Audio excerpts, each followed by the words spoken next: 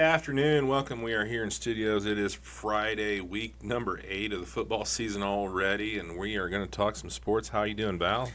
Yeah, it's been, boy, just a crazy runaround all week, but thankfully, at least the weather's been just fantastic all week. We could probably use a little bit of rain at this point, but otherwise, just no complaints at all.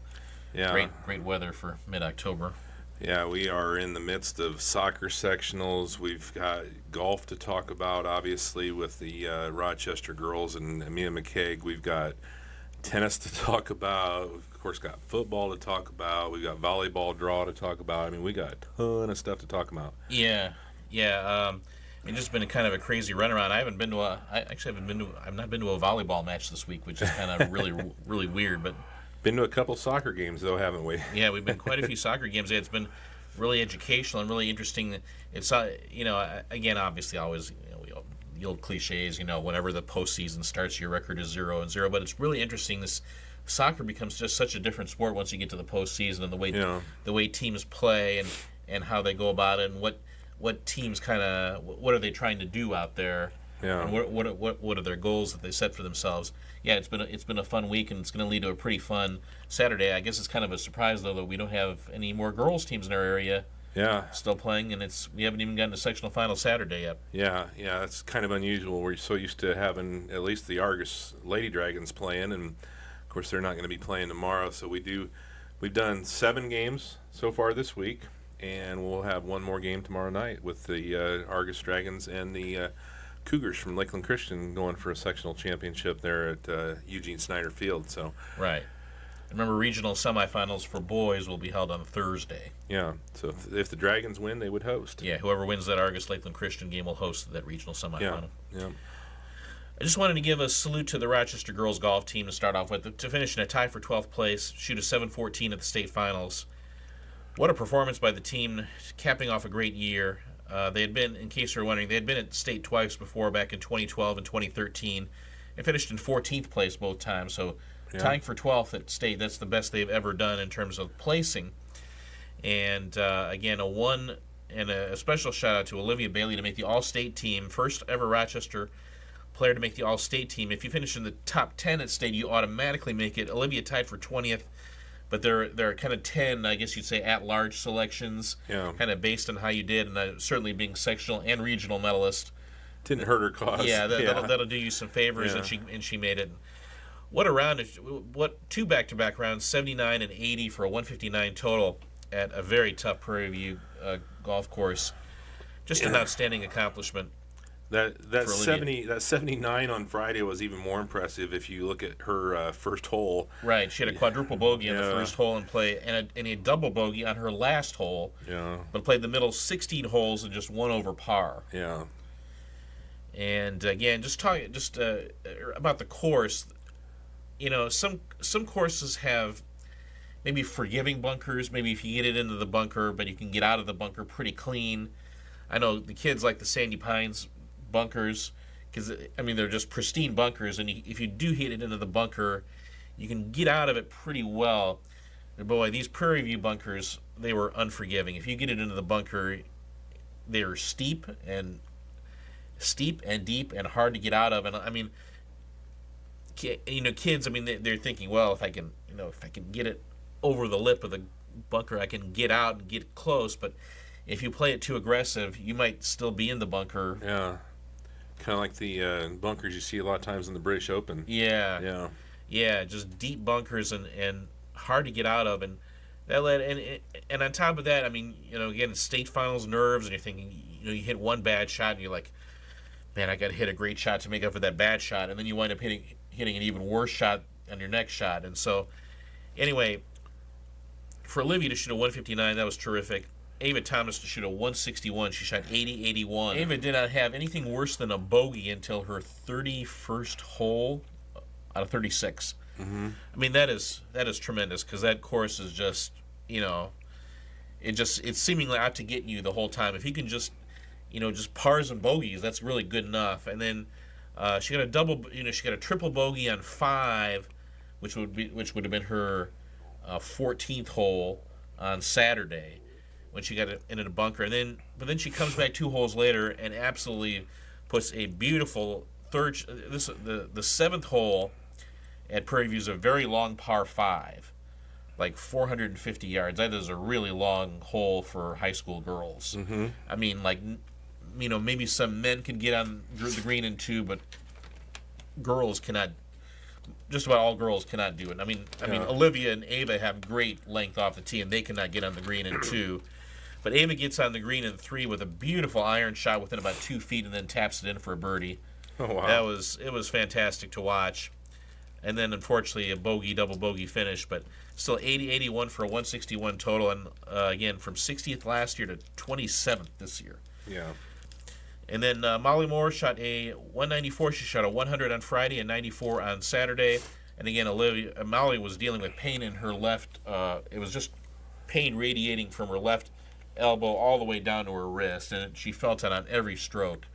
So to do that, she just toughed it out and did better on Saturday than she did on Friday. So she said she doesn't know how it happened, but she said she just felt it on everything. And then Lexi Hawes from a 97 on Friday to a 103 on Saturday for a 200 total.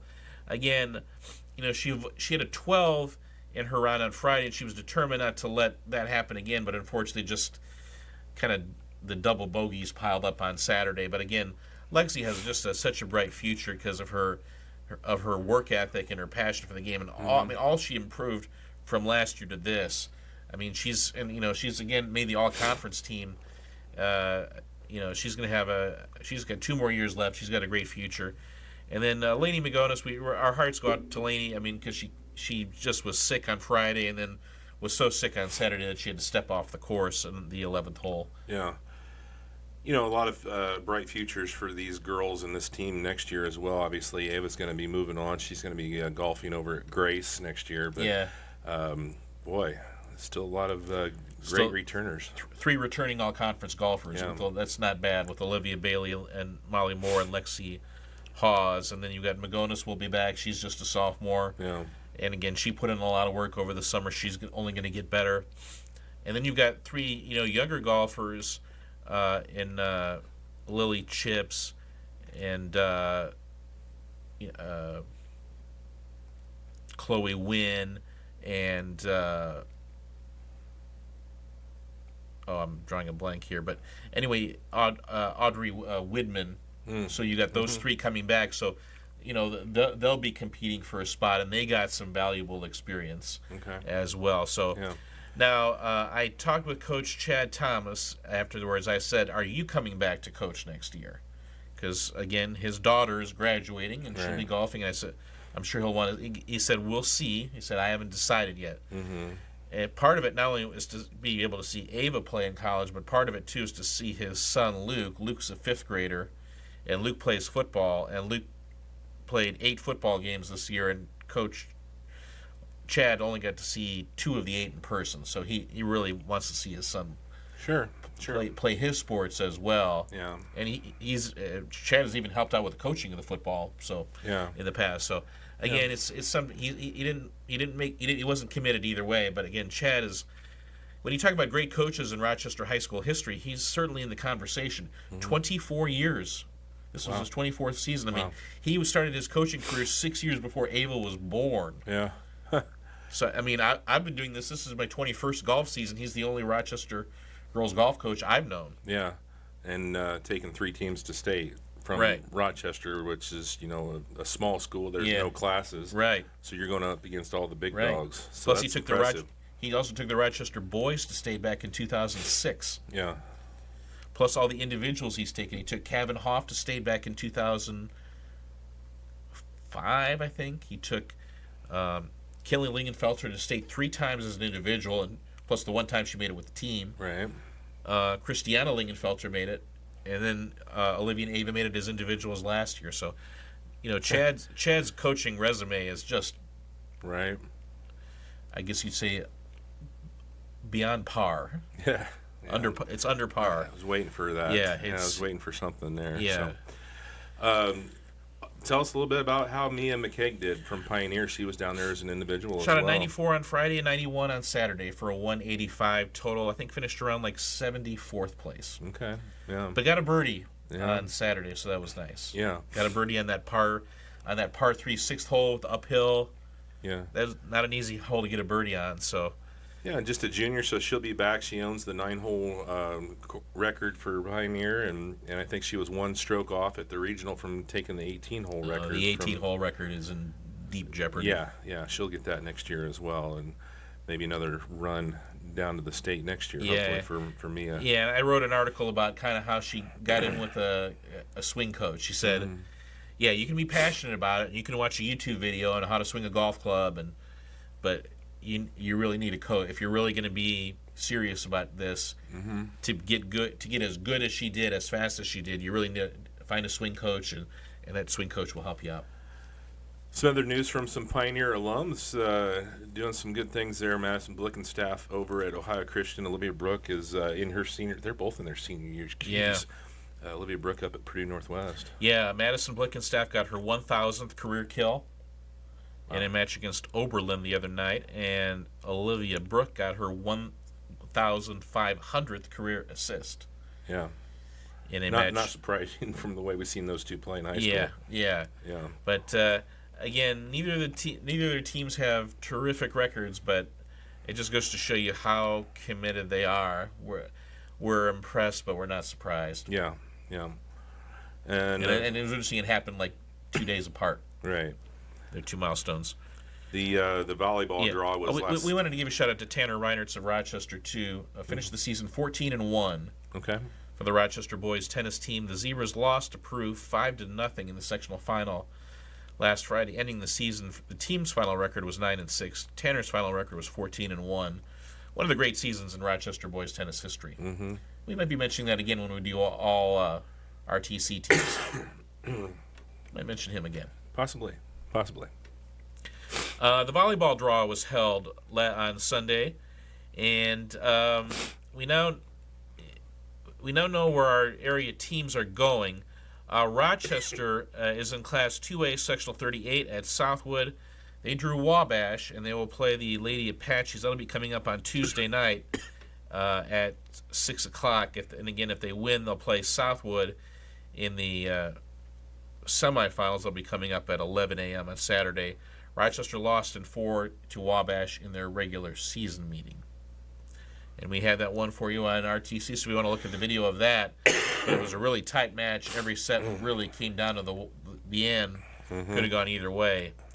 In Class 3A, Sectional 20, that'll be held at West Noble. Tippecanoe Valley drew Northwood. Northwood is the 5-time defending sectional champion. So not an easy draw for Valley. Valley, and we'll be talking about Valley volleyball later on in our later segment. But again, Valley playing well themselves with 2 nice wins this week over Rochester and Jimtown. But Northwood's been formidable, and Northwood did beat Valley when they played earlier this season in the regular season. Whoever wins the Valley-Northwood match will play Fairfield in the semifinals, and that won't be easy either. Fairfield is a powerhouse program as well, but certainly you'd have to say the Northwood Lady Panthers would be the favorite to win the sectional just because of their track record. Again, playing their schedule, and the NLC is just a tough dogfight every night. And of course, West Noble is in that sectional too, and they're a really good team, and they're in the opposite half of the draw. As for Caston, they drew Tri-County in a quarterfinal match. That's Class 1A, Sectional 50 at South Newton.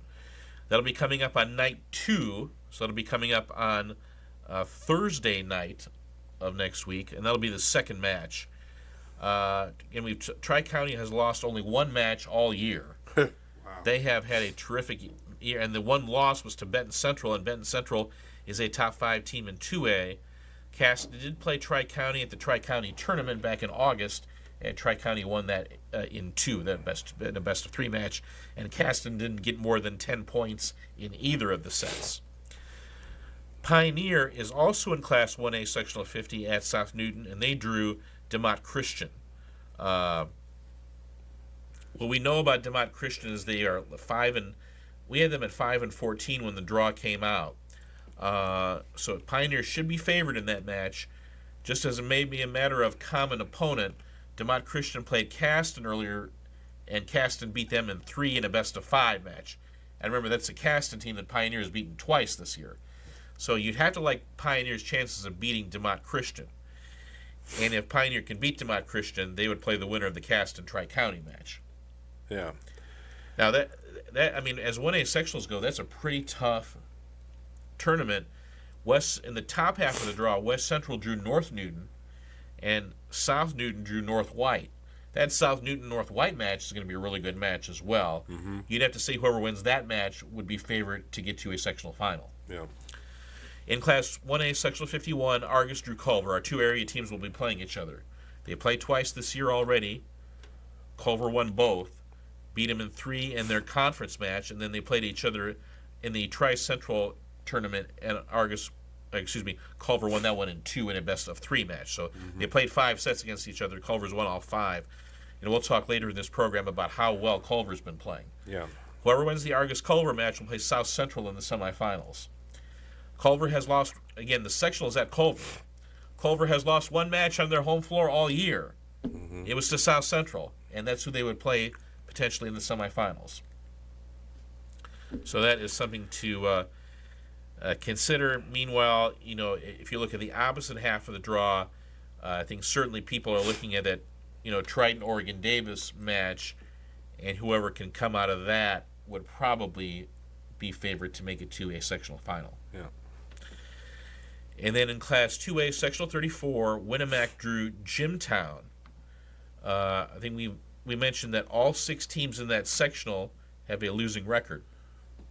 And when I wrote my story about the draw coming up on Sunday night, I added up all the records. The 6 teams combined have a record of 41 and 109. Wow. 41 wins combined with the 6 teams. And remember, many of those 41 wins have been by teams in the INSC, because remember, there are 4 INSC teams in that sectional beating each other. Mm-hmm. And they play a double round robin. Right. So I'm not even sure the record is that good. So we will see. Whoever wins the Winnemac Jimtown match will play South Bend Career Academy in the semifinals. Yeah. In the other half of the draw, Bremen drew LaVille, with the winner to play Knox. Bremen, you'd think, but they're coming off of a 3-set loss to Culver, so Bremen lost in 4 to Culver last night. So okay. Yeah, I mean, that's one of those, like, who's going to win that? Right, and the sectional's at Knox, and Knox got the bye. I don't know. I mean, Knox beat Argus last night. Yeah, we'll see. Yeah, it's going to come down to who gets hot for a week and who can kind of just keep confident and don't get your head down after a run of bad points. Mm-hmm. Somebody's going to win it. Somebody's going to win it. None of those 6 teams have won a sectional of all 6 teams in the sectional. The most recent sectional champion was Winnemac in 2014. It's been 10 years since any of those teams have won a sectional. Yeah. Well, we'll find out, right? Somebody's going to win that. We'll find out. We'll take a break here, come back and talk some more sports with Val here in just a moment. Now more than ever, your business needs fast and reliable internet. Whether you're hosting a meeting, printing invoices, or keeping inventory, your business deserves the best internet speeds to keep everything running smoothly. And to get the best speeds, you need a fiber connection. Here at RTC, we have the solution for you. Contact me, Steve Stricker, to see how we can best serve you, or you can also visit us online at rtc1.com. At Webb's Family Pharmacy, we strive to provide our community with a better alternative. We respect the many choices our patients have when it comes to healthcare needs. When they choose us, we go above and beyond to offer them personalized service and care that will consistently remind them of why we are a superior choice to other pharmacies. Pharmacy care should be proactive when possible, should be customized to patient needs, should strive for better health outcomes, should help manage costs. At Webb's Family Pharmacy, our mission is to provide the pharmacy care you deserve. Say hello to a whole new world of growing possibilities with Nutrien Ag Solutions. Let the experts at Nutrien Ag Solutions help you realize the highest crop yield with the most sustainable solutions possible.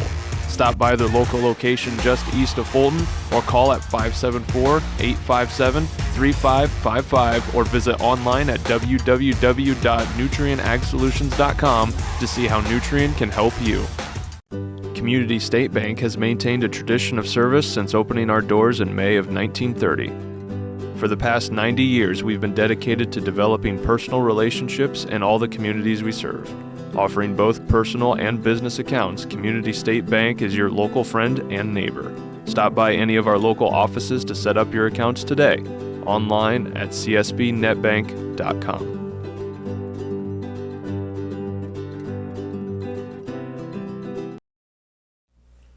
Welcome back here, talking sports with Val on a Friday. We were not, well, you were there. I was not at Northfield last week, so we don't have any highlights to show, but tell us a little bit how it went. I heard Brant Beck had a decent game. More than decent. Rochester beat Northfield 42-7, and you know, after Brant did not score a touchdown the previous week, and Randy and I were looking at each other like, wait, Brant didn't score a touchdown? Yeah, I mean, because Brant affected the game in every other way. Well, Brant made up for lost time. He scored 5 touchdowns against Northfield, 3 rushing and 2 receiving. This is my 21st year covering Rochester football. I don't believe I've ever seen a Rochester player get multiple rushing touchdowns and multiple receiving touchdowns in the same game. Mm-hmm.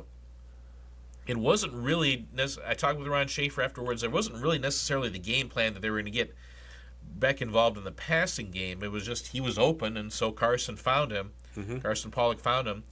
And again, they have just such a connection. And the thing about Carson is that he's really become one of the better quarterbacks in the area, because he can hit open receivers from the pocket, but he can also hit open receivers on the move. Yeah. And there are a lot of guys who can do one but not the other. Carson can do both, and that's not easy. Mm-hmm. And it doesn't hurt that he's got a pretty good arm too. Yeah, and on top of that, he's got the arm strength. Yeah. Beck had, I think, 165 yards rushing, and another 77 yards receiving, including a 43-yard reception, in which he just trucked a poor Northfield defender. I mean, Brant Beck is a strong kid for 165 or however much he weighs. There's probably for football season, probably closer to 175, 180. Yeah. But he's not fun to tackle, and again, he set the tone with all his energy in the early part of the game.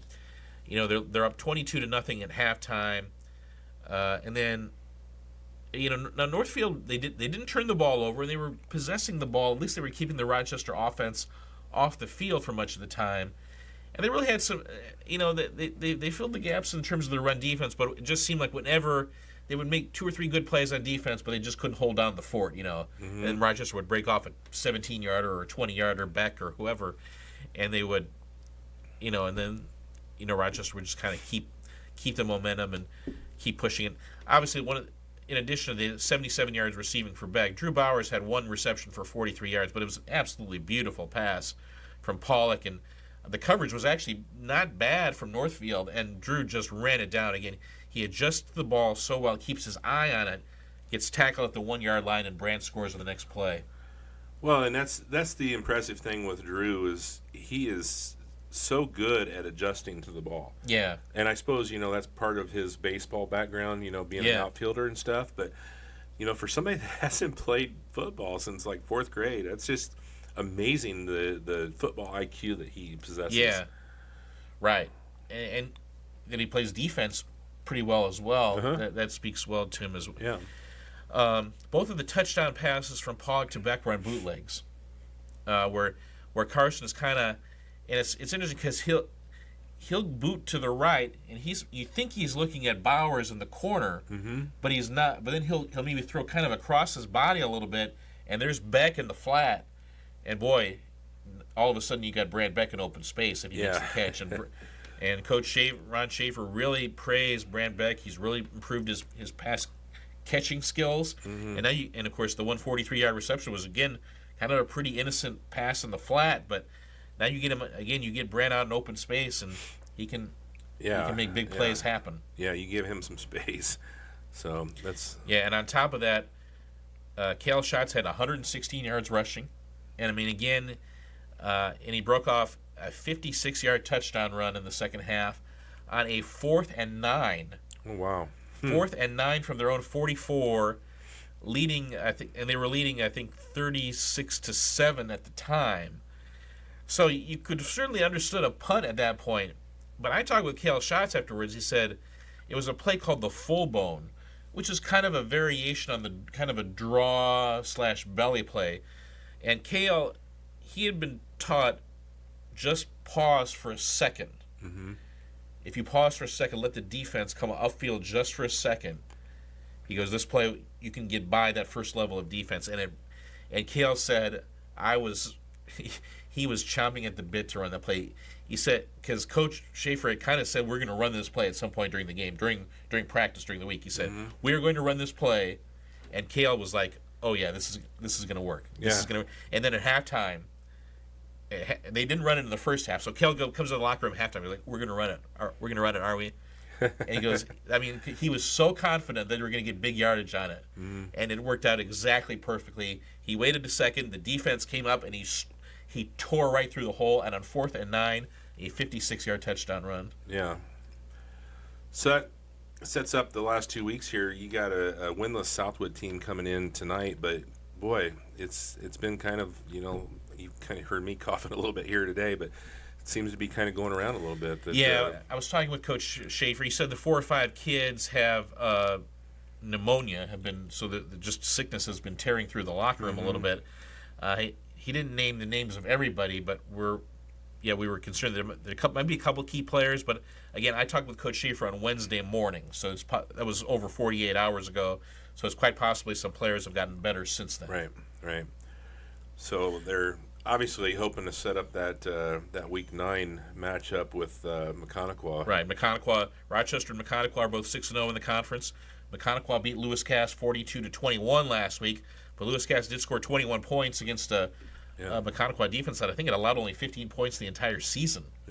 Prior to that game. So, and remember, Lewis Cass runs a wing T offense like Rochester.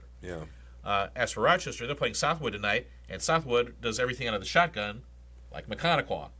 So I think Coach Schaefer is kind of liking how the schedule is lining up. You definitely want to play a Southwood team that's kind of a pass-oriented team the week before you play basically an air raid team like Mechaniqua, who's going to be throwing the ball constantly.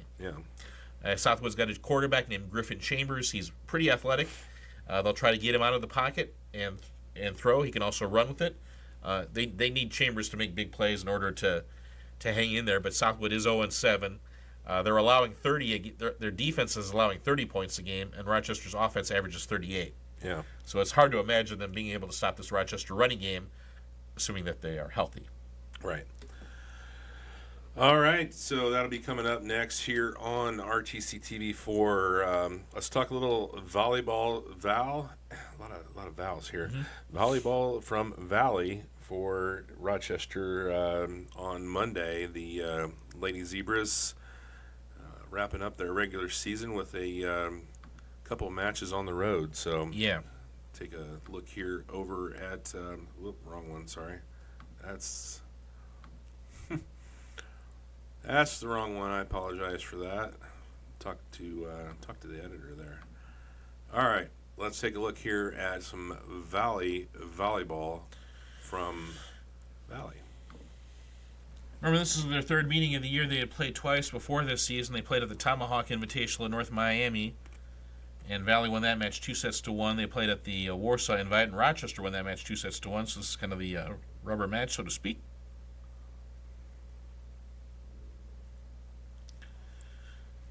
But this, Valley really athletic on the front line. Whether it's Wise or Costello or Fuller, this is a pretty athletic team.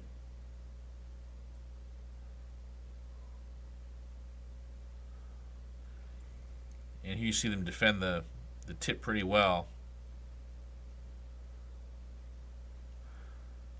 And then get the point.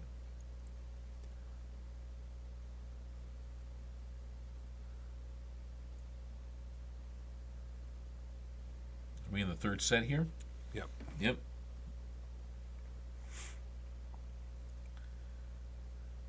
That one was long, so that kept the match alive, but this is match point. And Valley would close it out as they win at 25-15, 25-22, 25-17. So we thought this one would potentially be a 4 or 5 setter, but Valley looked very, very good. And one of the big stories, and we'll talk about this, but a big milestone for Avery Wagner. As for Rochester, just struggling for consistency in offense after Audrey Bollinger. Yeah. I think that's been one of the issues.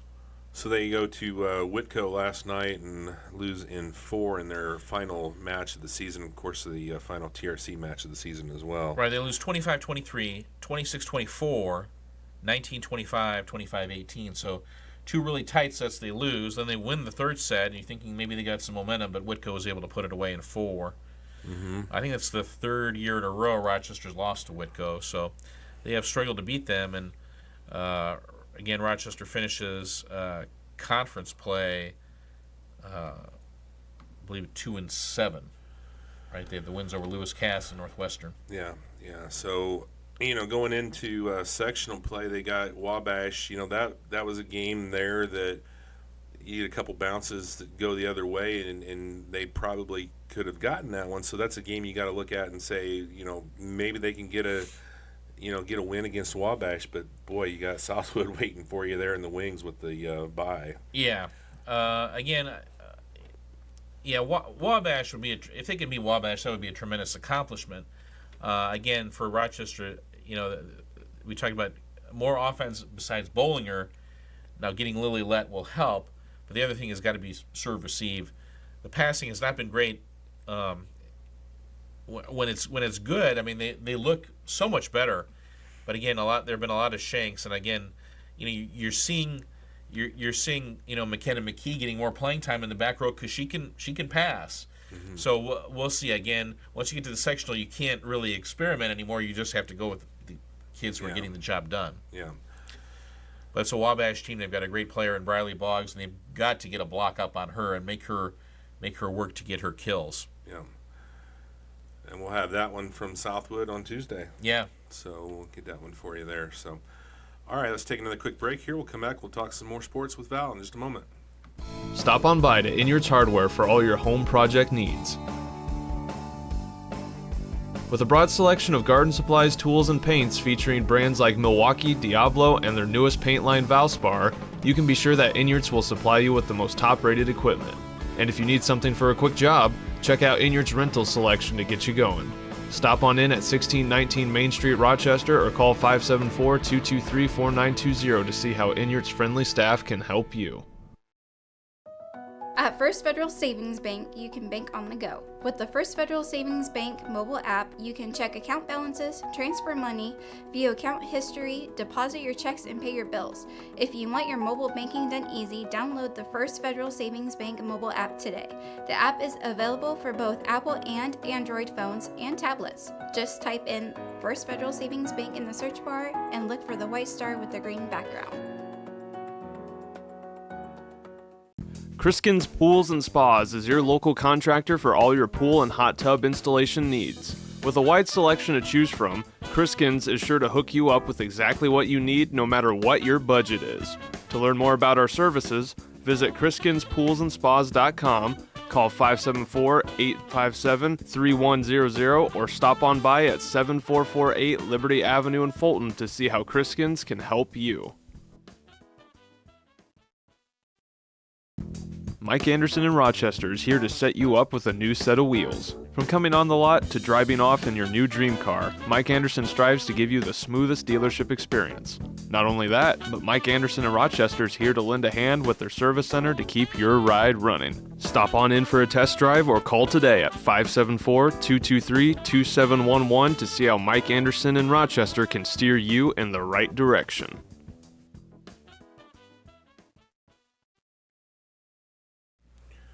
Welcome back here, talking sports with Val. Let's talk Argus, or let's talk Rochester Lady Zebras at Argus, as they were up there for sectional play. They started off on Tuesday with a win, so a good start there against the 0-8 Oregon Davis Bobcats. We'll talk a little bit about that and then the game last night. Yeah, again, Audrey Wagner was a player who's really played defense most of her career, but she went in on an offensive kind of a striker role, and boy, she was so terrific against OD in this game. Again, watch this play. I mean, she's she's basically surrounded by 3 OD defenders, but she's able to dribble right through them. That's, again, it goes to show you not only how good of an athlete she is. She's fast, but she's also really strong. Mm-hmm. She can get through 3 defenders, and then a really nice finish going top shelf. There was really nothing that the OD keeper could do, Hannah Simon. And they would make it 3-0 here. That was, if you watch closely enough, that was Gabby Medina, kind of on a little redirect. She was standing right in front of the goal, and kind of, I know in hockey they call that net front presence. Yeah. It shows some net front presence there, and this would make it 4-0. Nice finish there by Taylor Navarra. What a player she is, with her speed and along the right flank. She's can create some dangerous opportunities. They would make it 5-0 in this play. Watch this play by Wagner. Tough angle, coming in from the right, and got it by the keeper and got it inside that far post, and that made it 5-0. And Rochester would go on and win it 5-0 to improve to 3-8-3 on the season and advance to the sectional semifinal. Unfortunately, the season would come to an end last night against Manchester, but really, I think, in talking with you and in your talk with Coach Rensberger after the game, it was 3-0 at half. They kind of had a really big spurt about the first 7 minutes of the second half. They scored 3 more goals, right. But you lost to the Squires 9-0 in the regular season, and in a game that ended early. Yeah, so I think there was a pretty good takeaway from that. Right. So yeah, they did lose 6-0, but yeah, again, I think Coach Rensberger was, I think she was pleased with kind of how they played and how they adapted to roles. I mean, they completely flipped the strategy. Wagner went from playing striker against OD to playing sweeper, playing way back, right, and way back on the defense against Manchester. Bria Rensberger had to play more of a defensive type role. Miley Heinzman had to play more of a defensive type role. So, again, I did not sense that Coach Rensberger was terribly upset about the loss. Obviously, she's a competitor; she wants to win. But I think she was pleased with how much progress the team made this year. Yeah, obviously, 3 seniors graduating, so they're going to miss them. And numbers were not good this year, so they're going to have to really try and maybe do some recruiting, get some better numbers next year. Yeah, and again, Addie Samuels is somebody who came to the team as a senior and never played before, and she was completely accepted by everybody in the team. And I think I hope that was a fulfilling experience for her. I mean, whenever I saw her, she was smiling. So, whatever that's worth. But again, Wagner and Skyla Mitchell were such key parts of this team, and they're close friends that played soccer for a long time. Wagner in kind of that striker position for the most part, and then Mitchell playing in back. That's a lot of leadership you're losing. So let's see how they bounce back next year. But again, with Navarra coming back, she's a very exciting offensive player with terrific speed. Yeah. And Heinzman. Yeah. See and, what. Micaiah Harding really improved as a keeper as the season went on. And for somebody with no experience as a keeper, I think she's really she just looks kind of natural back there. Yeah. Good strides from last year to this year. See if they can take another step to the in the positive direction next year as well. Yeah. But again, Argus and Laville will be in their, and Manchester will be in their sectional again next year. Yeah. All right, the boys, in 2A, so they were down at Mechaniqua, and that was our Monday night soccer match that we had there with the Peru Tigers. They had obviously met in the regular season, and the Tigers had gotten the best of the Zebras in the regular season matchup, and boy, what a beautiful night for soccer. It's been, like you said, a beautiful week for soccer weather-wise. And we were kind of curious to see what Rochester would do against Peru star Oliver Rabe, who I believe scored more than half of their goals. This is a Peru team that plays kind of a close to the vest style. They don't score a lot of goals, but they don't give up many either. Well, I would say Coach Backus can't be upset with the way his defense played in this one. Right. Rabe was listed as having 5 shots on goal on Max Preps, but he really didn't get a lot of great opportunities. And then this was the handball in the box. Again, just a terribly unlucky break. Aiden Harrington just punches the ball out, and it winds up hitting one of his own teammates in the hand. That creates a penalty kick. Peru would choose Jaden Sahoney to shoot it, and he does a little stutter step, and then beats Harrington to his left, and Peru would take a 1-0 lead. And that is the way it would stay. Rochester only had 2 shots on goal for the game. Carlos Plasencia had both. He had one kind of a direct kick where he thought, maybe if things turned out perfectly, he could maybe bother the Peru keeper. And then Wyatt Davis got one little run there in the second half, but he kind of got quickly shut down. Looked like they were sending 2 defenders at him. Peru and the Zebras pretty well scouted, I thought. Yeah, Tindy got hurt and wasn't able to continue, so that hurt them offensively as well. Yeah. I know he's one of the keys on their offense. Right, because he's such a good distributor. He knows where the ball needs to go.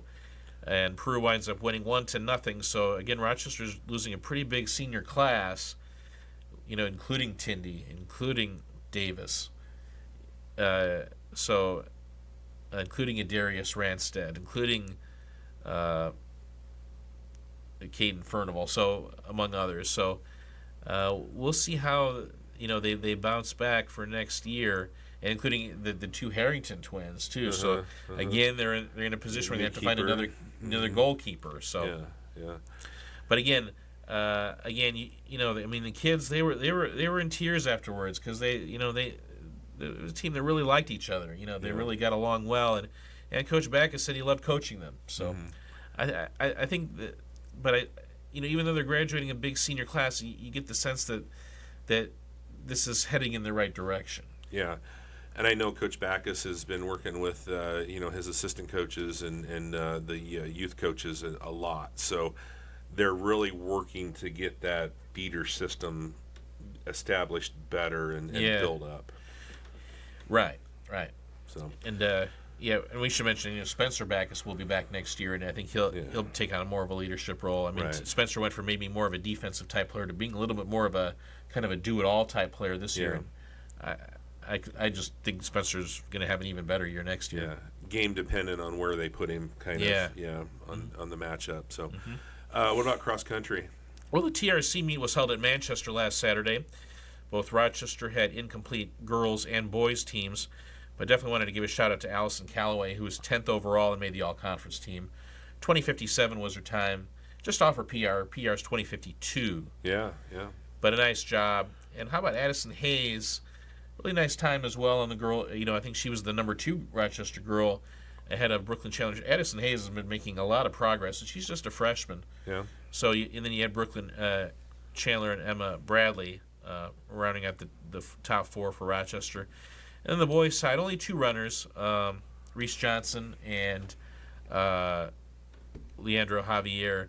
Reese got his time way down from the New Haven meet, got it back down into the low 18s. So I think he's probably in pretty good shape as we head toward the sectional, which is coming up next Saturday at Manchester. As for Leandro Javier, he's been right in those 1930s, right, pretty consistent all year. The one time he wasn't was at the McConaughey invite when it was broiling hot. Mm-hmm. But Leandro is much improved. I mean, last year was a big deal when he got under 20. Now he gets under 20 all the time. Yeah. Congratulations to the McConaughey girls and the Wabash boys. Mm-hmm. Both of those teams won their 3rd consecutive TRC titles. Wow, 2 3-peats. Yes. All right. So again, the sectional at Manchester, 10:30 a.m. next Saturday. All right. Sounds good. Let's take another quick break. We'll be back and talk some more sports with Al. Stop on in to Giretti's Place for breakfast, lunch, or to get your day started with a cup of coffee from our signature coffee bar. Located at 701 Main Street, Giretti's Place is the perfect spot for a bite to eat in downtown Rochester. Come on by Monday through Friday from 7 a.m. to 2 p.m. and on Saturday from 6 a.m. to 2 p.m. To see a full menu, visit us at www.girettisplace.com or call us at 574-223-7101.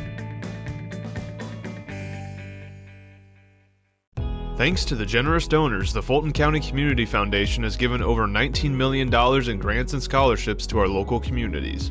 Grants received at the Community Foundation help families send their children to preschool, provide transportation, fund scholarships, local community events, and so much more.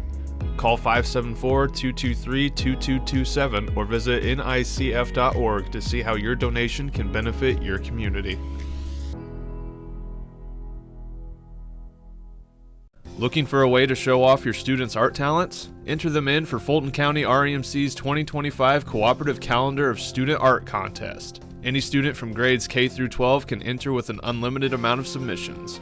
Artwork can be submitted by parents, teachers, youth leaders, or other groups as a class project. Students do not have to be consumers of a rural electric cooperative. To learn more, visit www.fcremc.coop/youth or call at 574-223-3156. Rochester Iron and Metal Incorporated is a full-service metal recycling and processing center. We pay cash for your scrap metal and work hard to make sure that every bit is recycled properly. Rochester Iron and Metal has been serving North Central Indiana for over 50 years, and we have dedicated ourselves to providing our customers with the best service, the best product, and the best prices anywhere. Stop on by at any of our 14 locations or visit us online at www.rochesteriron.com or call us at 574-223-4300 to learn more. Welcome back here, Talking Sports with Val. Week 8, geez, can't even hardly imagine that we're already in Week 8. We're going to have the football draw coming up on Sunday. Mm-hmm. So that's going to be interesting to see who all our teams are playing, and that's the one sport we don't know the winners till the draw comes out. Right. We usually know the winners because the host school has all the games, but obviously not in football. But Tippecanoe Valley, their new conference has been a little brutal, but they were at Western non-conference game last Friday and able to pick up a big win there against the Western They're still the Panthers. Panthers. Yeah. I was thinking Tigers there for a second. It's a different shaped. Yeah, we were kind of wondering what this Western team would look like because Western came in 0-6, but they had been fairly competitive in a lot of their games. I mean, yeah, and they have a tough schedule too. Right, against a really tough schedule, and it wasn't like there have been a lot of 49-0 or Right. 52-7 games, and Right. a lot of more like 21-7 games. Mm-hmm. Just trouble scoring, trouble moving the ball. Yeah. And Valley goes down, they get the first touchdown, and then what happens? Western returns the ensuing kickoff for a touchdown. So all of a sudden it's 7-7. Gage Overby kicks a field goal. They go up 10-7, and then Western takes the lead in the second quarter, 14-10. Yeah. But as they complete a pass, but after that, Valley kind of settled down and scored the last 21 points of the game, and they wound up winning 31-14 to improve to 5-2 in the story of this game. Brock Durf, 118 yards rushing, a career high, his first career 100-yard rushing game, and on top of that, 3 touchdowns. Yeah. He never had 2 touchdowns in a game. He has In this 3. game, he had 3, Yeah. including 2 big touchdown runs in the second half that basically put the game away. Yeah. So they finally get to go back to Death Valley. It seems like it's been 2 months. It's been a long while. I think they had four on the road. Right? Their So 4-game road trip is finally over. Yeah, so they get to go back, but they've got a John Glenn team coming in that's not had the best record this season, but a pretty good team. Yeah, John Glenn's kind of a lot like Western. They're 1-5, and you're like, boy, 1-5. But then you look at their scores and who they played. It's really not bad. I mean, they've been competitive in a lot of these games. I mean, they were kind of right there with Jimtown. They lost to Knox, but it was only 26-7. I mean, Knox has been scoring points by the bushel so Right. this is a John Glenn team. They've got more of a running quarterback, and this is a team that also plays pretty good defense. They've got a really good linebacker, Eli Beanie. He wears number 83, and he's tough. He's tall. He's like 6'3", 6'4". So I'll be curious to see how Valley runs the ball, if they can run the ball with some proficiency like they did against Western. Because not only did Durf have a big game, but Wyatt Hart had 82 yards rushing, and Grady Moriarty had 81 yards rushing. And remember, Valley was playing without Wes Parker, who was out with an injury. Now that I talked with Coach Stephen Moriarty earlier in the week, he said Wes Parker's back tonight. Okay. So that'll get, Hart ran a lot of those plays that they like to run with Wes, a lot of those perimeter runs and counters. So let's see if Valley and kind of that can get their stable of running backs going, and and can pile up the first downs. Again, I don't see this Valley. Again, Valley just isn't the explosive offense that they've had in previous years. But I think they can be a capable running team, and we'll see how they do against John Glenn. Yeah. And then the volleyball team, we talked a little bit about that matchup on Monday with Rochester, but they run through the INSC with a perfect 10-0 mark. Perfect 10-0 conference record. We told you about beating Rochester 25-15, 25-22, 25-17 on Monday. Then they had to come back the next night against Jimtown, going for 10-0 in the conference. Again, they had already put the conference to bed. Right. This was just about going 10-0, and they got it done 25-15, 25-17, 25-22. Story of the week, Avery Wagner. She gets her 2,000th career assist on Monday against Rochester, and then she breaks Hannah Engstrad's school record for assists on Tuesday. Hannah had 2008, and Avery up to 2040. Wow.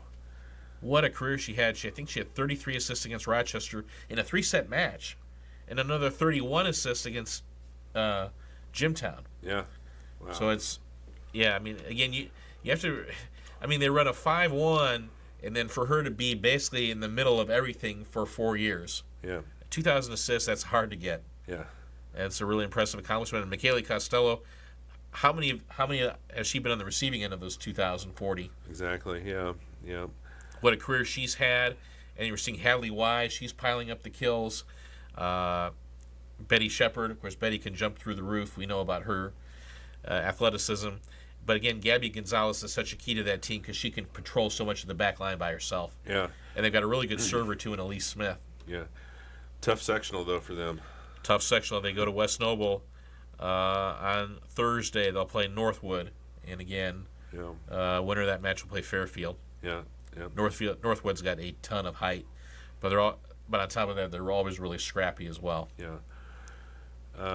Valley girls soccer, just a tough year. They end up losing to Plymouth, and they're done. They didn't win a match this year. Yeah, lost. Yeah, finished 0-13 on the season. Lost to Plymouth 9-0 last night. Culver Academy beat Wawasee 12-1. So it'll be Plymouth and Culver Academy for sectional title tomorrow afternoon. Yep. How'd the boys do? Finished the season 3-11 after a 7-1 loss to Northwestern on Tuesday night in the sectional quarterfinal at Mechaniqua. We didn't get any notes on who scored the goal, but they only scored 11 goals on the season in 14 games. So putting the ball back in the net, obviously, when they graduated some great players the last couple of years. Yeah. So I think it took away a lot of their firepower, but again, talking with Coach Eric Ocock, he really wants to build up the numbers through the middle school, get the feeder system going, so by the time they become freshmen, they played. But again, Valley going to miss it. We talked about Rochester missing Aiden Harrington. Boy, Valley is going to miss a really good goalkeeper in Julian Rosas. Yeah, yeah. And Colton Senior really graduating as well, a really key part of that team as well. Yeah. Cross country wise, the Valley runners going to be the only runners that we have in action tomorrow, as they have their conference tournament. All of our other schools had their conference tournaments last week. Right. So this is going to be a 9 a.m. start at Valley, and obviously the Bailey Bussard on the girls' side.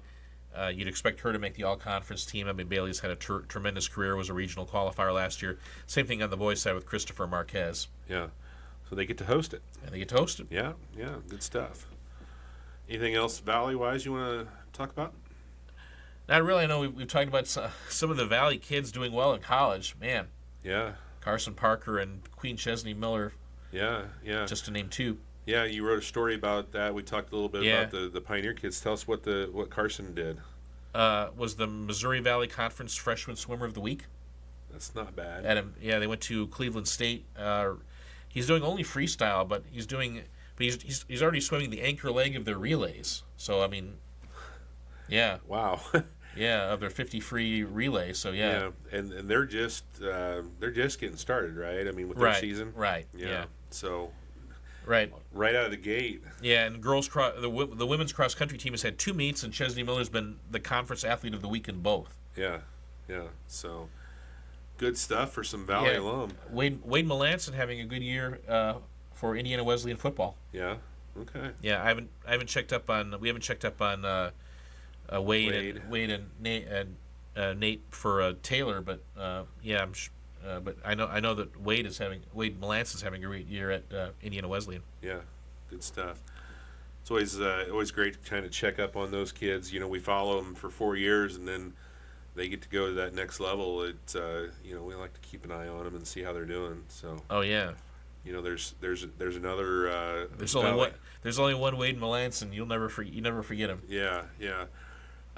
Sophie's still got one more year coming up, right? She was injured last year, so she's still got one more year. Right, so, getting ready, yeah. and as a grad student, is working on her master's degree down at Southeast Missouri State. Yeah, so she'll be they probably have started practicing. Yeah, getting ready for their season. Right. So, all right, let's take another quick break. We'll come back and talk some more sports with Val here in just a moment. When it comes to legal needs, you want to make sure that you have the best team in your corner. Here at Perkins & Adley LLP, we strive to provide you with the highest quality legal and professional service. Whatever your needs are, from estate planning and trust to appeals and guardianships, Perkins & Adley has the knowledge and experience to serve you now and in the future. See a full list of services online at perkinsadley.com.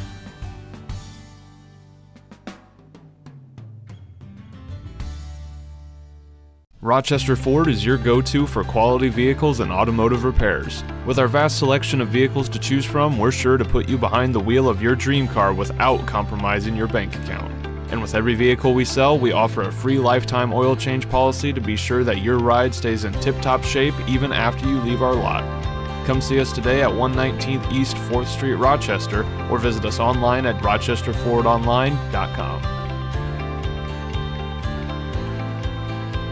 Fulton County REMC is proud to be offering great opportunities and programs for our youth in the upcoming year. These programs prioritize balancing fun with education, all in one unforgettable adventure. Right now, admissions are open for Camp Kilowatt for any youth currently in 6th grade, and for the youth tour for any current junior year high schooler. To learn more about these trips, visit fcremc.coop and check out our youth page, or call us at 574-223-3156. New Holland Rochester knows that farmers need equipment they can trust and rely on. That's why for over 125 years, New Holland has been innovating to develop the best and most sustainable products available for our customers. Check out our full fleet that includes our lineup of small compact tractors online at www.newhollandrochester.com, or stop in at one of our locations in Rochester or Logansport to see how we can serve you.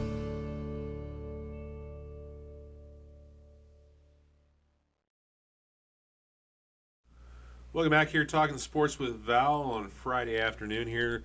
Cast and comments, Val, coming into last Friday, winning 2 games in a row, but a little different animal in the house there on Friday with the Triton Trojans. And yeah, I know what's the old phrase? They ran into a buzzsaw. Yeah. I mean, you knew Triton was going to be ready to play after losing to North Judson the previous week, and just whatever could go wrong did go wrong in the first quarter. They were down 28-0 after one quarter, wound up losing. They were down 42-0 at halftime and wound up losing 42-0 to Triton to fall to 2-5 overall and 2-3 in the conference. Not going to get any easier for the Comets as they travel to the number 1 team in Class 1A at North Judson tonight. And Caston's got to protect the ball a lot better. They had 2 interceptions against Triton last week. One led eventually to a touchdown, and one was returned for a pick 6. Yeah. By Gage Riffle. So, again, Caston's got to be careful in the passing game, because if they commit turnovers in their own half of the field to North Judson, the Blue Jays will cash those in. Again, Caston's just got to hold stout against a very strong line against North Judson, who have got a whole bunch of running backs as well. And they can pass the ball, too. Josiah McDaniel playing very well at quarterback for North Judson. It's just, Judson just amazes me where they're at, because the kids they've graduated, I think I've said this before, the kids they've graduated over the last 2 or 3 years, and they just seem to keep reloading and reloading and reloading, and this may be the best team that they've had. Well, last year they made it to semi-state, and really that was the rebuilding year. Yeah. They're looking pretty good to go all the way this year. Yeah. It's a really good team, and top to bottom, offensively, defensively, they are the real deal. Yeah. So again, for Caston, again, as part of that is, and again, they get Winnemac next week. So again, if you can survive these 2 weeks and get better through it, right, then you'll be in a good position as you head to the postseason. Back to back, though, you got Triton and then Judson. That's just Yeah, that's Judson's allowed 6 points total in 5 conference games. Winamac got to him for a touchdown in the fourth quarter last week, but that's it. Volleyball comments. Yeah, Caston now 8-23 overall. We have them at 1-6 in the conference. I think it's 1-7. But anyway, 8-23. They had the Caston tournament last week. They went 1-2. They lost to Taylor in 3. They lost to North White in 2. That's actually the third time this year they've lost to North White. And then they came back and they beat DeMott Christian in 3. We just mentioned that just as maybe a point of comparison. Of course, Caston could play DeMott Christian again in the semifinals at sectional. They'd have to pull off a pretty monstrous upset of Tri-County for that to happen. Right. And then they go to Tri-County on Tuesday night, and if you look, I saw the video of that. They lose 25-15, 25-10, 28-26. They had 3 set points in that third set at 24-21. And then it became just a dogfight after Triton won the next 3 points. I mean, they really battled that third set. Again, you can see, it's just more of the consistency that's just hard to achieve when you're so young. Yeah. But, Shaylee Yadon and is, a key to that front row. And then Maddie Douglas she can set and she can hit as well. McKenna Middleton's kind of another veteran presence on that team. Yeah. We'll see what they do. That's going to be a really tough matchup with Tri-County, who's just monstrous good this year. Yeah, we should mention Caston bounced back and got a nice winner with Lakeland Christian. Lost the first set 14-25 and then came back to win 25-22, 25-16, 25-18. So again, a nice win to get to their 8th win of the season over Lakeland Christian last night. Yeah. But again, Tri-County, a really good team. When you talk about Baylor, those same names we see in basketball and volleyball, Baylor, Arvin, Zarcy. Yeah. I mean, Zarcy is a monster on the volleyball court. Yeah. They're gonna have a really good basketball season as well. Those girls are. You've got to be able to block her. Yeah. Speaking of Lakeland Christian, the Argus boys soccer team, their one and only game this year at Argus for sectional, unfortunately fell to the Cougars from Lakeland Christian. Yeah, they lost 7-0, and they ran into player Jay Sean Zelasco, who we saw. Zelasco had a hat trick in that game, and Caston loses 7-0 to finish the season 5-8-1. But remember, Caston started the year 0-7, so they went 5-1-1 over their last 7 games. Unfortunately, they went 0-2 against Lakeland Christian and got outscored 14-0 in the 2 games. A shout out to the seniors, Luke Graham, Maddie Sproul. We've got a goal this year. Yeah. Happy for Maddie. Braden Dossman, Brock Hook, Zach Rogers, John Aguilar Mendez. How many big plays did John make over the last 4 years, including that game-winning goal as a freshman in the sectional final when they won the sectional back in 2021.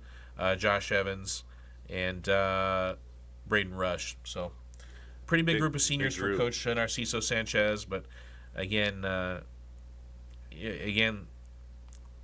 they've got a lot of talent too. I mean, Drew McGrew, just a sophomore. It's a pretty, Dossman is going to be tough. Dossman and Hook and Aguilar Mendez, those guys are going to be particularly hard to replace. Right. How about the cross-country team? Cross-country team was at the Hoosier North meet at Winamac the other day. The girls finished second out of 3 teams. They put two girls got some recognition. Hannah Rogers, the freshman, was 4th overall in 21-43, made the all-conference team. Camila Hernandez Rios was 8th overall in 22-19. She made the all-conference team. And Alexa Lau was 12th overall in 23-08. She made honorable mention all-conference. On the boys' side, they finished 3rd out of 5 complete teams. 2 guys made the all-conference team. Kane Finke was 5th in 18-20, and Reed Summers was 7th in 18-55. Both made all-conference. And Jack Brummett was 11th overall in 1932. He made honorable mention. Jack, the latest in a long line of running Brummets at Caston. Running Brummets. The Brummett family. Yeah. The running Brummets. That's what I call them. Again, Hoosier North is a little different from the TRC. If you finish in the top 10, you make all conference. If you finish between 11th and 15th, you make honorable mention. Okay. TRC does not do honorable mention. Okay. So that's how that went for Caston. Yeah. So let's move on down to Pioneer.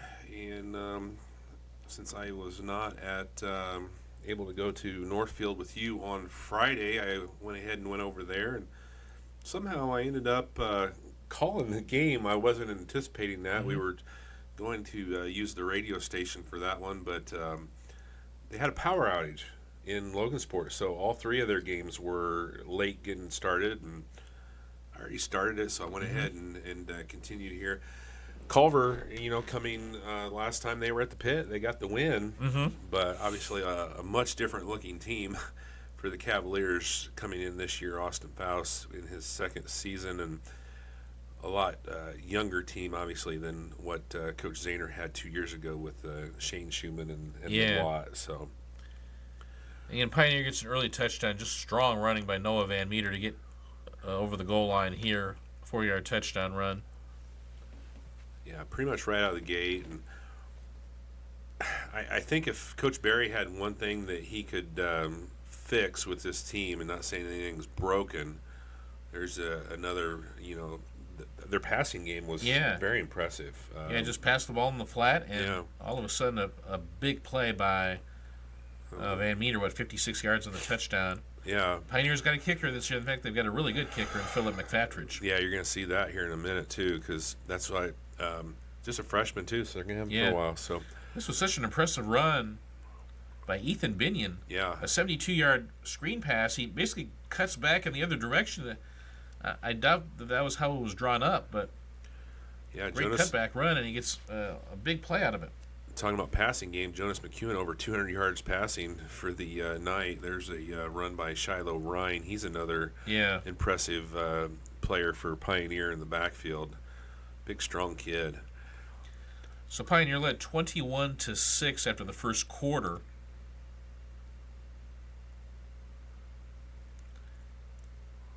And here is Jonas McEwen making another big play in the passing game. And poking it away there. That looked like a Culver touchdown all the way, and poking it away. I think that was Shiloh Ryan with the defensive effort there, got behind there, and Pioneer would take over and march it down here as they're looking to put another one in. So instead of 21-13 or 21-14, this is going to be the field goal from McFatridge. 31-yard field goal, and they made it 24-6. Wonder when the last time Pioneer kicked a successful field goal was. It's not happened in my coverage time with them. I've been here since 2020. I don't think I don't recall that. Yeah, I mean, back even when Kaiser was playing, they did not even kick extra points. Mm-hmm.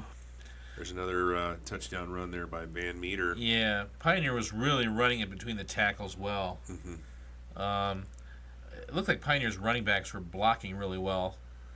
It wasn't just the linemen. And then Rands, 177 yards rushing for Micah. Another big game on the ground. Yeah. He is elusive and a lot quicker. I mean, he's fast, but he's quicker than you would anticipate him to be. And this is just beautiful blocking through the hole. And then Ryan just follows his blockers through the hole and wins the race to the end zone. Then it made it 45-6. 2 minutes into the half, and the rest of the game was played with a running clock. Shiloh Ryan is an impressive player for Pioneer, and I had to throw this in here. McEwen to his brother. There are a couple of times here, kind of directing him to go down a little bit, a little bit there. But he's a impressive quarterback. He really is. Jonas McEwen. And his twin brother, obviously Caleb there. Caleb had 7 catches on the night. Yeah. Now, a lot of them, I think Pioneer might have took their foot off the gas a little bit in that second half, but Culver really finished this thing strong. They marched that down there with those completions, and they get the touchdown. And back the other way, the freshman here, Braylon Jackson, getting it all the way down to the 1.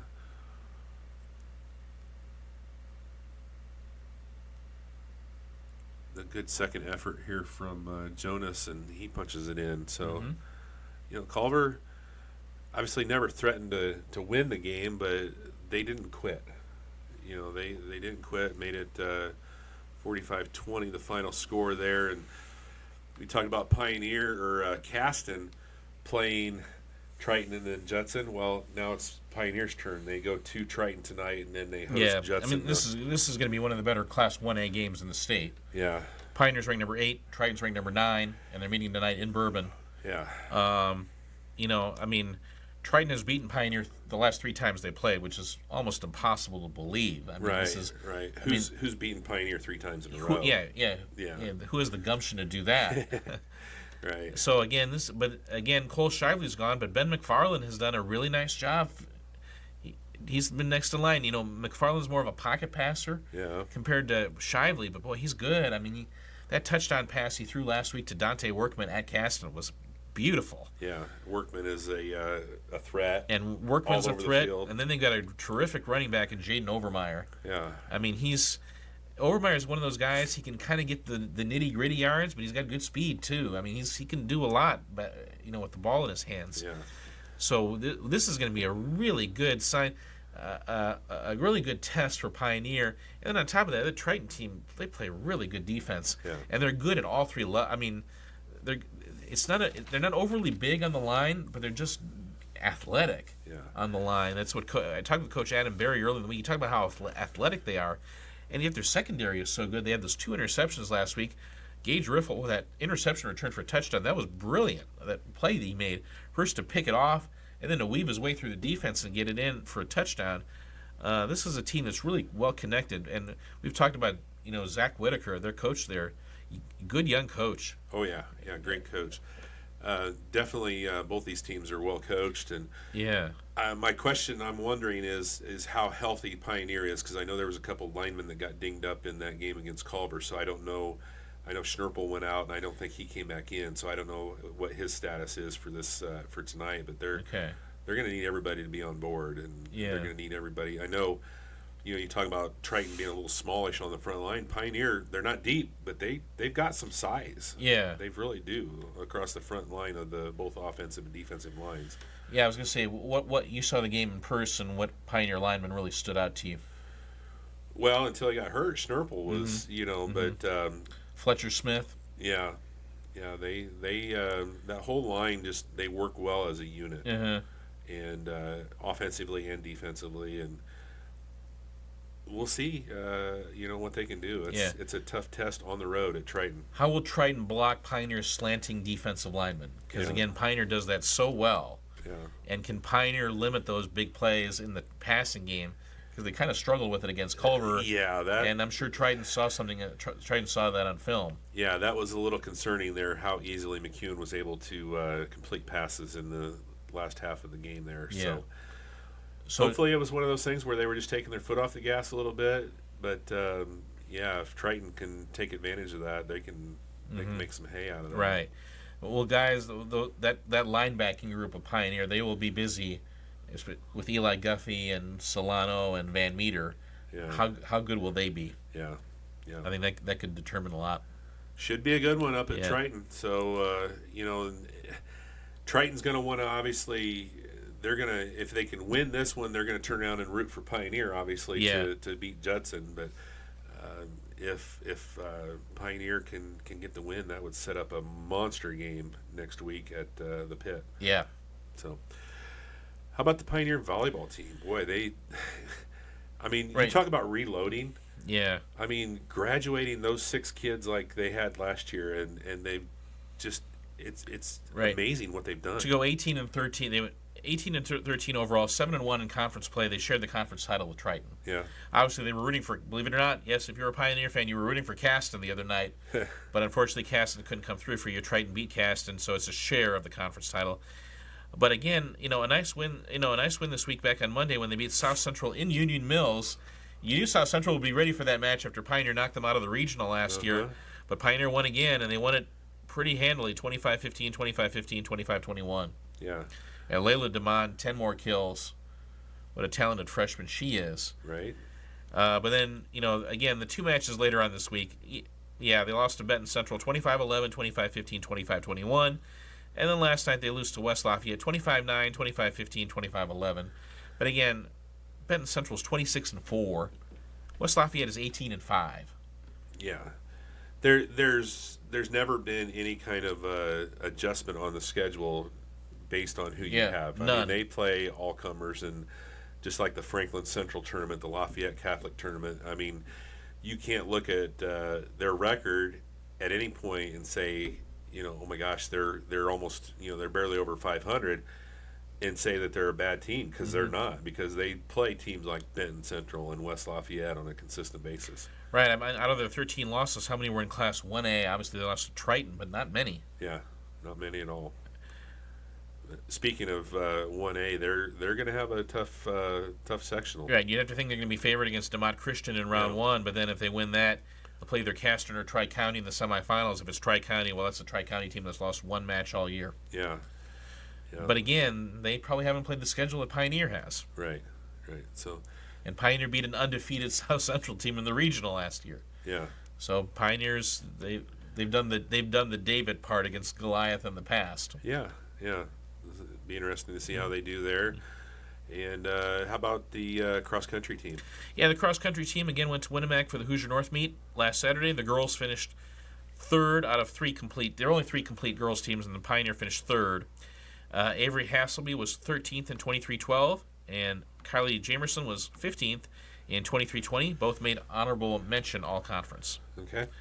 On the boys' side, conference champs, beating a 5-team field, and it was close. Pioneer had 46 points, and Winnemac had 47. Wow. Came down to 1 point. Pioneer won it, and Leighton Dot was the conference champion for the second straight year, 16-36 at Winnemac Town Park. We knew there was going to be some quick times. Yeah. Wow. But he wasn't the only one to make the all-conference team. Dane Bowditch, the sophomore, third place, 17:05. I think that might be a PR for Dane. Yeah. I mean, you look at Dane, he's another guy who just looks like a runner. He's just got that great frame for running, and boy, he just keeps getting faster and faster. Yeah. And then in 8th place, Elliot Cooper, 1911. He makes the all-conference team. So, boy, again, in a meet where you needed every point you can get and every place you could get, for Elliot to finish 8th, that was a big deal. And then Eli Hines, the freshman, was 15th in 20 minutes flat. He makes honorable mention. Yeah. Good stuff there. Pioneer, they graduated a lot, on their boys' team from last year as well. So, frankly, I thought they were the underdog going in. Yeah. And to beat Winnemac, that was a great accomplishment for Coach Dakota Williams and his team. Kudos to them. Yeah. I know you were pretty high on Winnemac coming out of that as the champion. Yeah. Yeah. So, kudos to the Panthers. Yeah. All right, let's take another break here. We'll come back and finish things up here talking sports with Val. Spray foam is not only going to seal up the structure, but it's doing that insulation at the same time. So with a seamless application with the spray foam, you get all of that. You get your air barrier, you get your insulation, and obviously with one of the products, you get a vapor barrier as well. Hi, I'm Ashley Samsel with the Insulation Guys. And I'm Kyle Hoover. Let us be your solution to modern energy efficiency.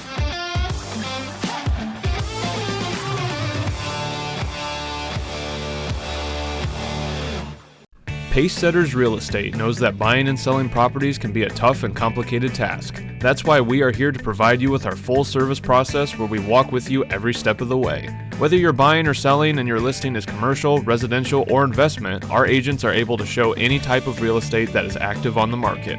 Visit us online at www.pacesettersre.net or call now at 574-223-5000. Steve Moore Agency is now offering an app to make viewing your policies, make payments, and file claims so much easier and convenient. You can download Steve Moore's Insurance Agent app from the Google Play Store or the App Store. Just search up Insurance Agent and look for the blue app with the large I. If you want to know more about our services, you can call us at 574-223-3010 or visit us online at stevemooreagency.com. Harley-Davidson of Kokomo is your destination for everything Harley. We carry a complete line of motorcycles, including the new 2024 models. We also offer a full parts department and a service department specializing in customizing, high performance, and routine maintenance. And our motor clothes department carries the latest in genuine Harley-Davidson casual and riding apparel to keep you styling no matter where the road takes you. Call us today at 765-864-9999 or visit us online at hdkokomo.com. Welcome back here, Talking Sports with Val on a Friday afternoon, and we've done some soccer games this week, Val, but the one and only game we got to do for the Argus Lady Dragons last night is they were taking on their longtime rival, the LaVille Lancers, and LaVille would strike right out of the gate. Yeah, a goal by McKenna Deason just 1 minute and 15 seconds into the game, and LaVille led 1-0. Kind of a defensive lapse there, and Deason able to put it into the empty net. But then Argus would tie it at 1.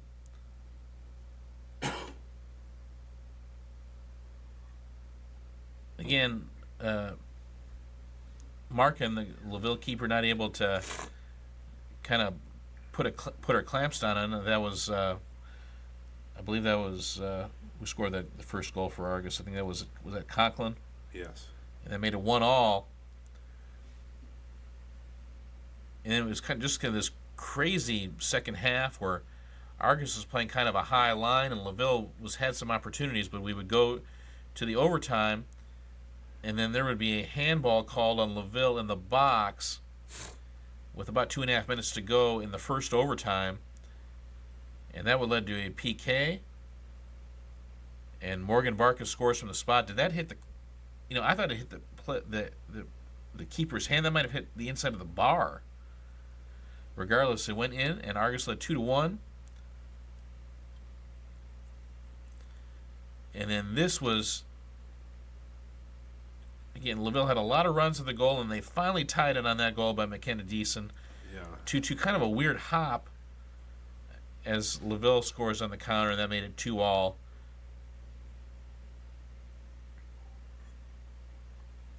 I kind of felt like Argus had kind of been playing with fire a little bit with that 4-flat defense that they were playing, and LaVille was getting those long runs, and they finally put one in there with Deason. And came down to PKs. It was Samantha Umbaugh who made her kick. But then LaVille would make it 4-2, so this was Umbaugh.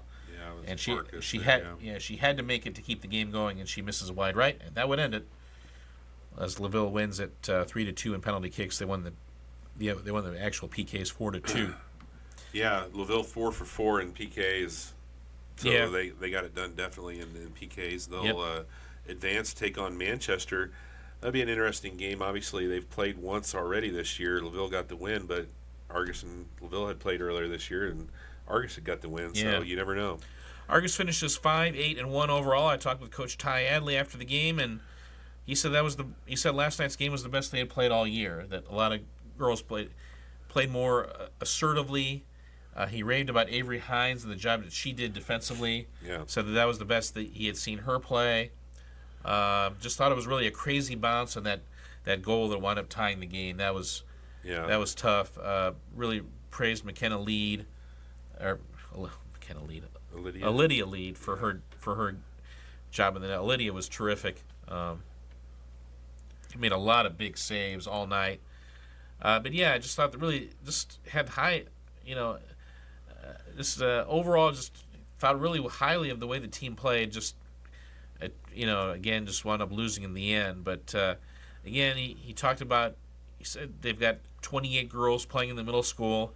He's really excited about the returning play. Obviously, they'll miss players like Barkas and Lead, but they've got a lot of 8th graders who will be freshmen next year, and he's really excited about the state of the program. Yeah. Again, Ty Adley, I think it was it looked like an Argus soccer team should last night. And again, he had been an assistant coach for 6 years before becoming the head coach.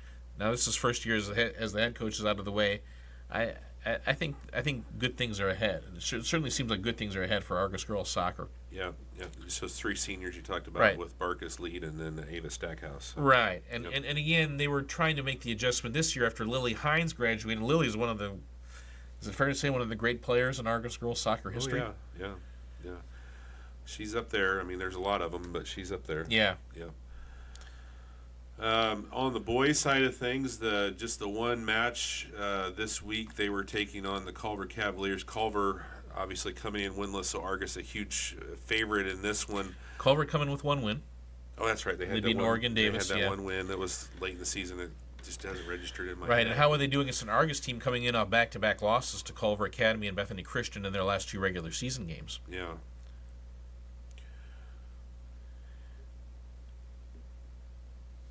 Culver would really come in with a kind of pack-the-box type of defensive strategy.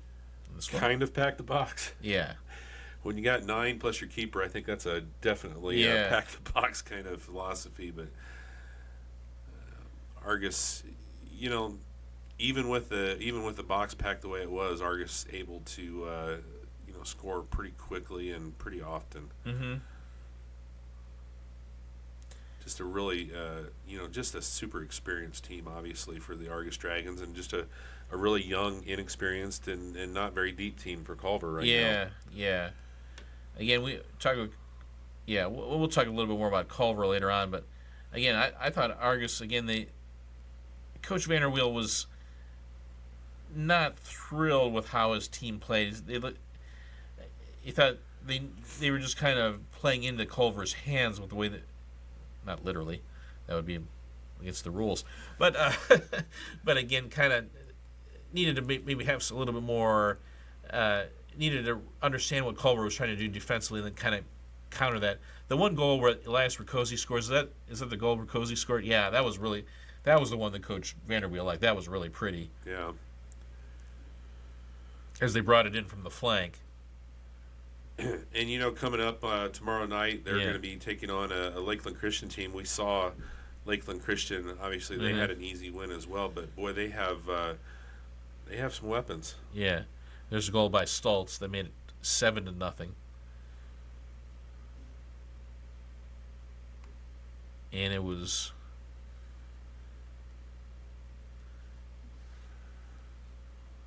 Let's see, Culver would make it 9-0 here.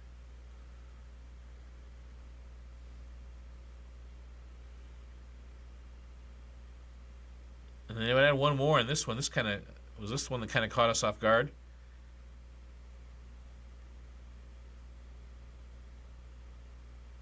Yeah, it went off the goalie and went in. So Argus wound up winning 10-0. They'd beaten Culver 11-0 during the regular season, but again, Argus improves to 9-5-1 overall. And like we said, Lakeland Christian tomorrow. So Jay Sean Zelasco, I talked with Coach Vanderweel after the game. They know who he is. Uh-huh. And they didn't play during the regular season. So I'm kind of curious to see how they match up.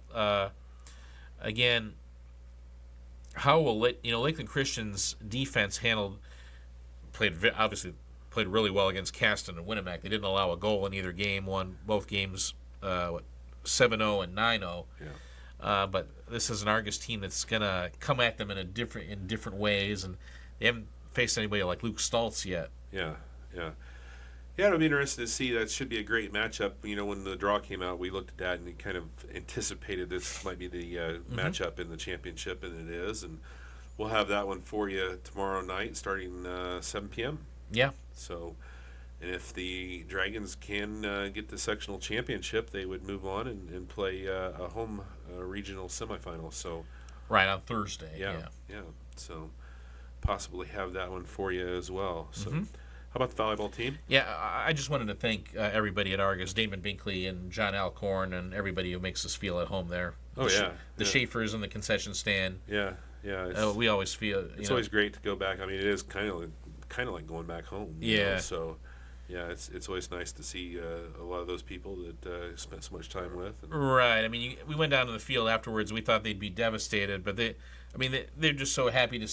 They just treat me so great. I mean, McKenna Burkholder and Alora Felton. Yeah. I mean, it was funny, and I turned on Facebook today and I see a picture of them from 2018 that I took for the Rochester Sentinel, and here they are 6 years later. 6 years ago they were players, now 6 years later they're coaching. Yeah. So it's pretty neat.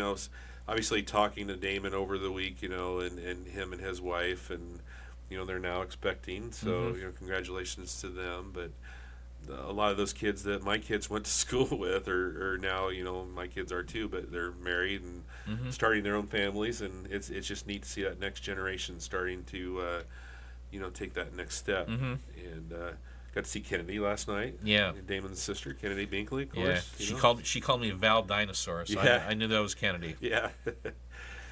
All right. How about the Argus volleyball? Yeah, 3-24 on the year. Finished conference play winless. Lost to West Central.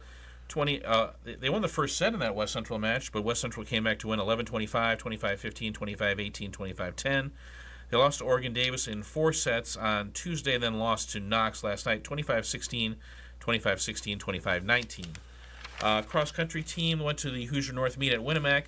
Only one girl and only one boy, but the one girl, we got to give her a shout-out. Lexi Gibson, second place overall, 21-22, made the all-conference team. Boy, it is so hard to run without a team Yeah. because you don't have a pack to push you. Yeah. She is terrific, and that she does. If you want to root for somebody, root for Lexi Gibson, and she'll be at that Manchester sectional next Saturday. Yeah. Where she'll have a great chance to advance if she runs in the low 21s. Yeah. On the boys' side, Preston Millette was 32nd overall in 22-41. Yeah. Had Lexi play for me a couple times with our basketball teams. Good kid. Yep. Culver, we talked about that game at Pioneer. So they have a home game tonight against North Miami. North Miami obviously started their season super strong, but they kind of ran into the buzzsaw of the conference, and so they've kind of dropped back a little bit. But scored 63 points last week against South Central and won Right. 63-20. So they've kind of bounced back against Winnemac and South Central these last 2 weeks. Now they Yeah. got to get back on the road at Culver. Culver's got to stop Hartley Hoover, North Miami's quarterback. He is a big dude, a 215-pound quarterback who can move really well. Wow. And again, this is a Culver team that's had trouble stopping the run. So, Yeah. and then this against Coach Joe Grant, he's really become kind of a running coach. I mean, he used to kind of they'll pass it some, but boy, with Hoover and Juan, and they're going to run the ball a lot, and Culver's got to be stout. Yeah. Should be a good matchup up there at Cavalier Field. Yeah. First time they played since the 2016 sectional, which Culver won 32-14. Okay. Yeah, it's been a little while, so they're Yeah. gonna get to know each other really well over the next few years. Yeah, Obviously, yeah. being conference rivals now. The volleyball team, boy, they just had a really good season. Yeah, 24-5 overall, 5-3 in the conference. Unfortunately, they're going to finish out of the running in the conference because they lost to Pioneer and Triton. But an 11-match winning streak going into the sectional. They beat Knox 25-15, 25-20, 25-17 on Monday. They beat Westville 25-17, 25-11, 25-19 on Tuesday. And they went to Bremen last night 25-20, 25-20, 21-25, 25-15. They won in 4. Again, it seemed like, looking at the stats from last night, it seemed like Coach Barrett was trying to play a few more players, get a few more younger players some playing time. I don't know if that's what happened in the third set. But again, Bryn Barrett has been putting up monster numbers as both a hitter and a digger. Yeah. So let's talk a little bit about sectional. They get Argus in the first game of the sectional. So assuming they get past them, they've got South Central waiting for them with a bye. So Right. Now, South Central lost to Pioneer last week. I'm really thinking Culver wants another shot at South Central. I'm sure they noticed that when the draw came out. Yeah. And how will they react? Tyra King has been playing really well of late too, and if just the more hitting options you have to deal with for Culver, it's only going to become harder. It's only going to make life easier for Bryn Barrett. Yeah. And how they serve is so key with both Barrett's sisters as well as Livy Overmeyer. Yeah. And, of course, a great center, too, in Ashley Pugh. Yeah. Tough loss for the girls' soccer team as they led 4-0 over Manchester. Squire score 1, make it 4-1 at the half, and then 3 more goals. And then they end up winning in PKs. Yeah. Katie Scouten had some big saves, but, again, Manchester gets the one that tied the game. I think Katie would like to have maybe that one again. But again, Manchester, I mean, they're a really good team, and Culver really held well, but just couldn't. As Coach A.J. Neese said after the game, he goes, we were so worried about not allowing goals that we stopped trying to score goals. Yeah. They still had a good opportunity, though. Ava McCune hit one off of the right corner post. Yeah, though I think it was like with 4 minutes to go. Was in regulation. Yeah. And then had another golden opportunity in the second overtime, which Cora Brown, the Manchester keeper, saved. Yeah, it was a great save, and that was like what, under 30 seconds to go in the second overtime. Yeah. They would have won that one, and yeah, it was a tough one there for to see Culver, drop that Yeah, one. she was everything we thought she'd be, though. Oh, yeah. McKeon, 45 goals on the year. What a freshman year. Yeah. Finished third, tied for second in the state. There's a girl from Hanover Central scored 68 goals. Really? How is that possible? That's over 4 goals a game. Wow. Wow. Yeah.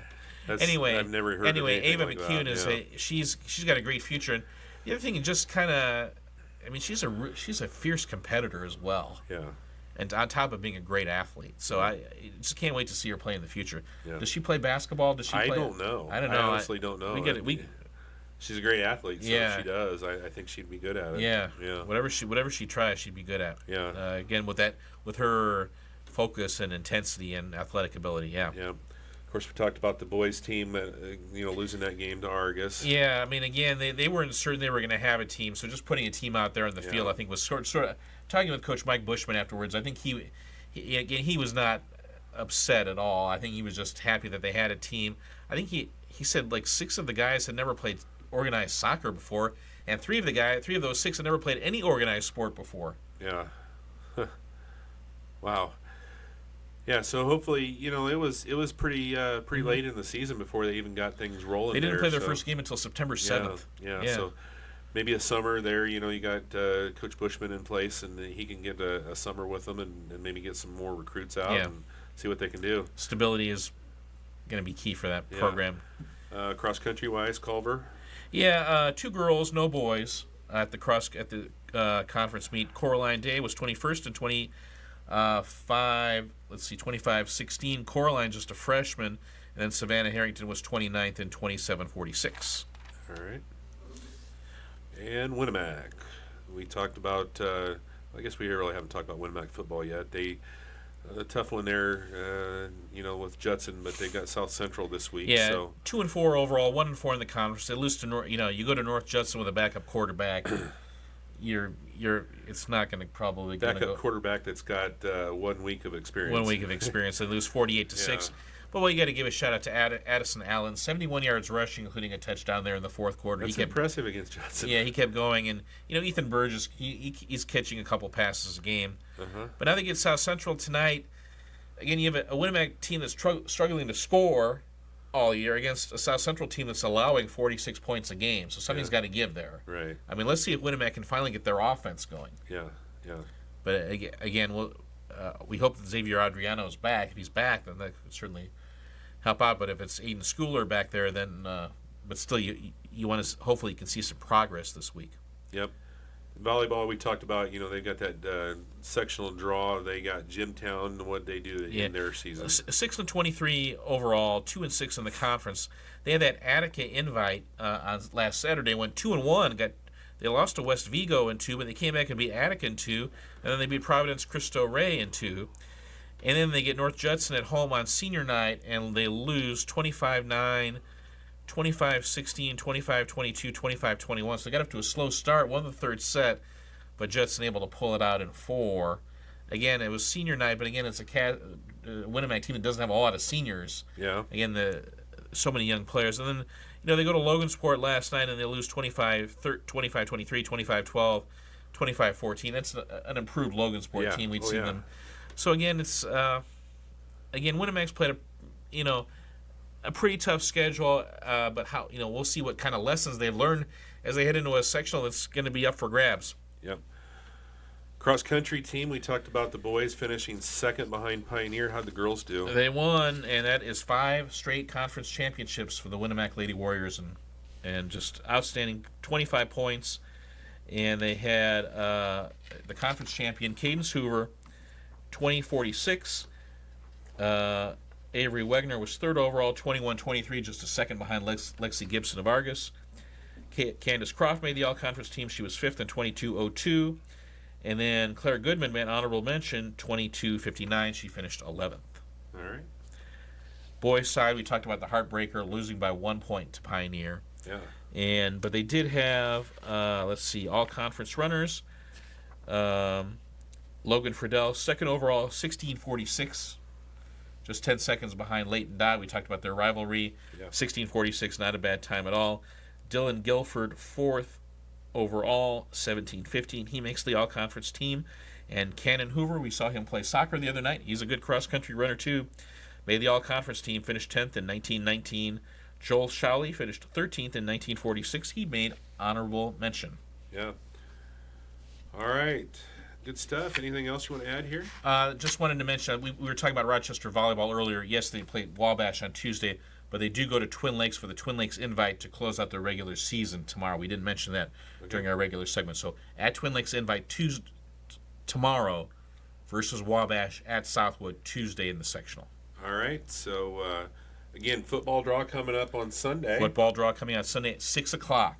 6 o'clock. 6 o'clock. I know 6 o'clock. Okay. And there'll be a 2-hour show, but hopefully. Yeah. And if you don't want to watch the whole show, just follow Val on Twitter and you'll Instagram. have- We'll get that on Twitter and Instagram as quickly as we possibly can. Yep. All right. Well, we've got Rochester versus Southwood coming up next, but we also have Winnemac hosting South Central is going to be on.